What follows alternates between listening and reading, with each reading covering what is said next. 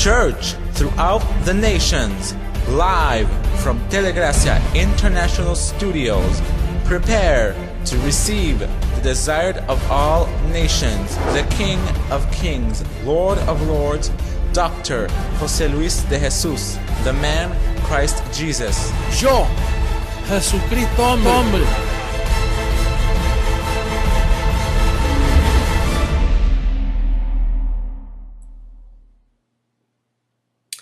Well, let us enter into today's topic, which is the two-edged sword. Two-edged sword. That is the Word of God. Only that the Word of God cuts more than a two-edged sword. You have a two-edged sword that a butcher uses to cut nerves or to cut meat. And they are experts doing that. But the Word of God is more sharper than that. And it says in Hebrews chapter 4, verse 12, it says, "For the Word of God is living and powerful, and sharper than any two-edged sword, piercing even to the division of soul and spirit, and the joints and marrow, and is a discerner of the thoughts and intents of the heart." It discerns the thoughts and intents of the heart. The Word of God. Now, when the Word of God says it, there is a word of the law, the word of the Old Testament. That word never perfected anything. Remember that the Apostle Paul is writing here, and naturally what he's speaking of is a gospel of uncircumcision.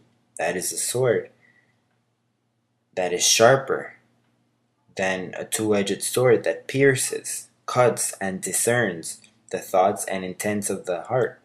So we are talking about the gospel of the power of God, not the gospel of uncircumcision, but the gospel of uncircumcision.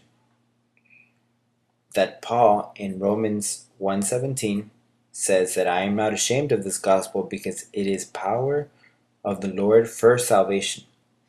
So then, when I speak of this word, I see just judgment, I see equality, I see that what you sow, you reap.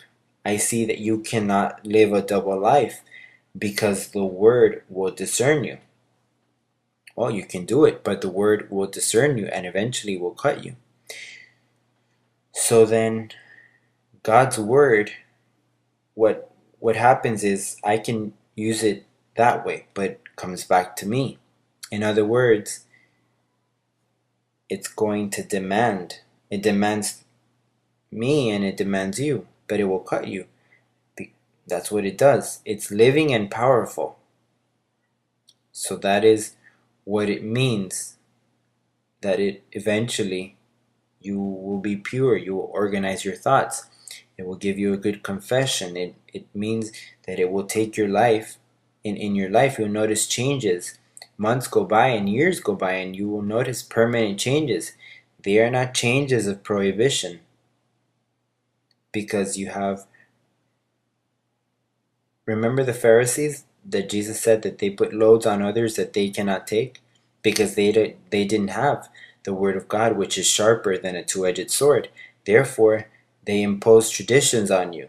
The tradition is can't stand this word. That's why you've noticed that people reject this word, because this ministry is a ministry of the cutting sword. And they prefer to criticize us, misunderstand us, but not confront it because the word will cut them. And the term, the great harlot, was brought by God. But this time it's not for a woman, but it's applied to the church. And we understand that the church that is known as the great harlot can't stand the two-edged sword because that sword will cut it. The word will discern it. For example, I recently saw an evangelist from Central America in a television program. And I was watching it, and it was impressive the way he was doing miracles. And after he healed people, he would touch them, blow on them, and they would fall to the floor. There are many like that, but this one is Hispanic. He's from Central America. And then it was impressive. I was looking, and that was impressive what he was doing. But since I possess the mind of Christ, that is the source of that sword that cuts more than a two-edged sword, I noticed something wrong with that. So I began to discern, and I began to see that there was a multitude, people going crazy with so many miracles. So I said, where's the error in this? Well, the error is that what he was doing was healing their bodies. They were crippled, blind. Someone couldn't walk, and now he could. And so where's the violation there? Look, Harlot explained this. For example, my Father, the mind of Christ in me, the man Christ Jesus in me, was telling me, look, it's not permitted to play with a human's body without first dealing with their minds first. First you have to deal with the mind, which is a spirit. Then that mind will be educated, and it presents it perfect, that he is a spirit with the Lord, to teach him that he is a God, to present him complete, the whole package. That means to enlighten his mind. Then after you do that, which is the calling of an evangelist, Paul spoke of evangelist.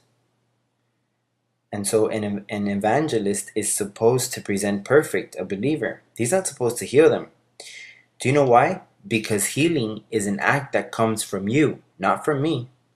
That's why it says in Hebrews 6:2, it says, therefore, leaving the discussion of the elementary principles of Christ, let us go on to perfection, not laying again the foundation of repentance from dead works and of faith toward God, or the doctrine of baptism, or of laying hands. Not laying the hands. Why? Because if you lay hands, it's like dealing with an orphan that has no information. When you deal with the Spirit develops priesthood, where he declares the life of Jesus in his life. And there he is healed. But he has healed the body, and you have the mind as well. Paul says that you have to present all men perfect. Not first a sinner, to then present him perfect. No, you have to present him perfect even though his conduct is not that good, because it's the reality that he is a spirit made perfect. Because after the cross, when Christ took sin and took the devil and the empire of death, he left all his chosen saved. You have to present them like that, perfect and saved. Then comes the development and edification. This is why I'm the edifier of the church. When the Lord says that there will be one shepherd, it's because lots of shepherds would ruin it, because their own interpretations would come.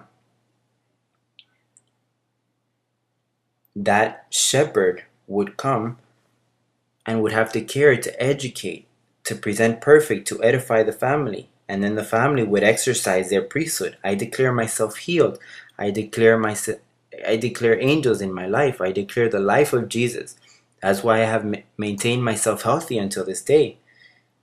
I am now 64 years old. I turned 64 recently. And I'm perfectly healthy, totally. And how have I done it? You have not prayed for me, because I will not let you do that. No. You don't have to pray for anyone. You are helped. This is why the system says, let the Lord help you. Let the Lord bless you. You don't have to guard anyone. You are already guarded. We are complete and blessed in Christ Jesus. And when you present that you are doing it correctly, you are edifying correctly a life.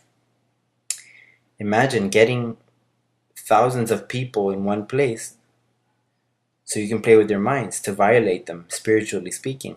That's what these evangelists are doing, who say that they're saving lives. You're not supposed to be saving any lives. Jesus saved lives. When he died, he saved all of us.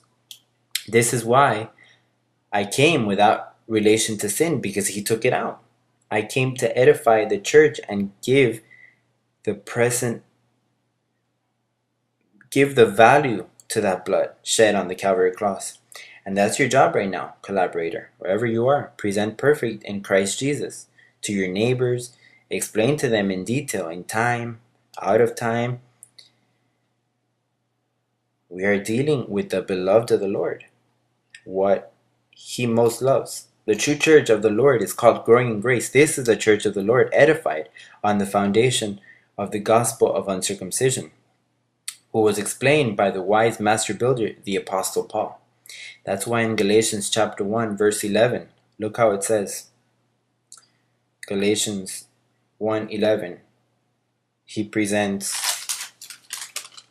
says, verse 11, "But I make known to you, brethren, that the gospel which was preached by me is not according to man." In other words, the one of the apostles is according to men, Moses, but mine was revealed by the resurrected Jesus. That's what he did after he resurrected. Look, Jesus of Nazareth gave his life to take sin away, to take the cursing away of the law. When the second manifestation came of the resurrected, his job was not to teach, because that was my job, the job of the man Christ Jesus, which is the third manifestation. Now the second manifestation was to reveal the foundation, the true gospel, to the Apostle Paul. And the Apostle Paul wrote it in these 14 books that the new covenant has. And then after Paul wrote it, he said, don't judge anything until the Lord comes, and he will clarify and preach and edify the church, because he promised it. He said, the spirit that's in me, that's the same that was in Jesus of Nazareth, said, I will edify my church. Naturally, you know that he could not edify it, and the resurrected one couldn't either. He left it written. And today, the man Christ Jesus is the one who is edifying the true church. How precious to understand these truths. How precious it is to respect what he most loves. You should not play with people. Don't play with their money. Don't play with their emotions. Simply respect the believer. You need to respect the believer because he's the church. They are spirits just made perfect, that they are on earth, and sometimes they're a little disoriented and the lame gets out of the path, but the idea is that the lame stays in the path. So that great harlot that will be judged soon, because it cannot stand the word, the two-edged sword, it cannot stand it. Because what the two-edged sword, what it does, what it has done with this veil, me, the veil, Jose Luis, that's what the word has done with me. It has been cutting me. I teach it and it cuts me. And it has been edifying and edifying and edifying. And it has edified a powerful church. A true church. A church that is a spectacle of this world. I declare you reigning in life. I declare you healthy. I say that the life of Christ Jesus is manifested in your mortal body. Taking it to healing, taking it to prosperity. And remember that we are in the countdown. I receive that when that calendar, we have it in our offices, and we change the numbers every day, countdown every day.